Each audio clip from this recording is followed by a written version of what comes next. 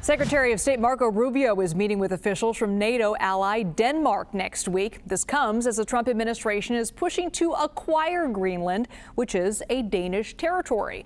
I want to bring in Dr. Sumantra Maitra, the founder of Clio Strategic Consulting and the fellow at the Royal Historical Society in London. Dr. Maitra, thank you so much for being with us. The Trump administration is stressing the importance of Greenland to Arctic security. Does the U.S. necessarily need to control Greenland to be more secure?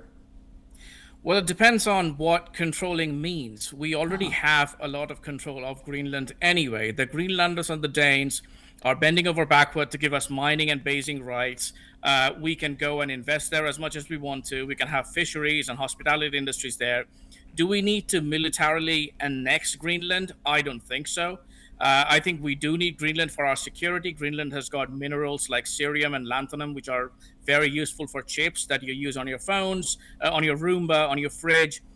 So they are quite important. And given the Arctic routes, which are obviously undergoing climate change, it would be an enormous security risk if we have Chinese and Russians ships controlling those routes. So yes, there is a U.S. interest in Greenland. But that doesn't mean that we have to go and militarily acquire Greenland, because they are already our allies.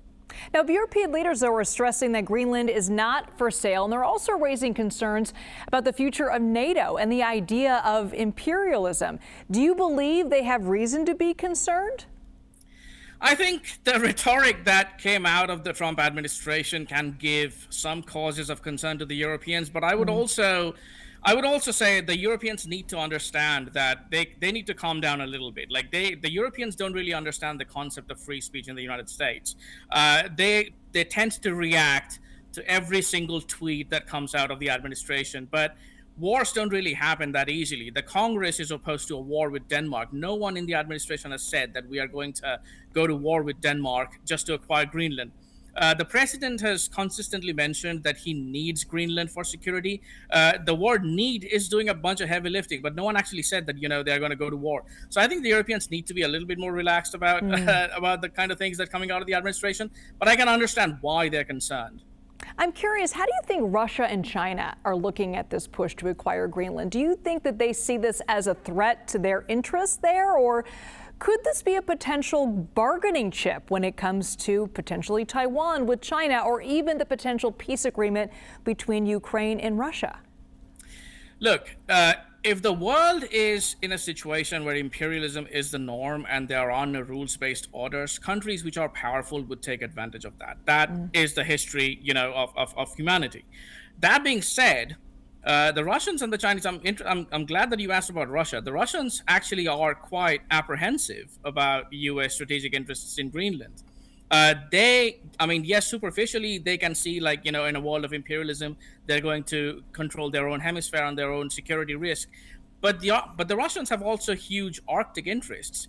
And if the U.S., by hook or by crook, is in control of massive amounts of minerals that's in Greenland and an enormous amount of oil that's in Venezuela, then for the next 50 to 70 years, there is no competition when it comes to geostrategy. The U.S. would be in control of, one, fuel, and two, rare earth minerals, which controls chips and AI and technology. So the Russians and the Chinese are also a little bit apprehensive about U.S. designs on Greenland, even if they kind of try out putting a brave face. Dr. Sumantra Maitra, thank you so much for that perspective.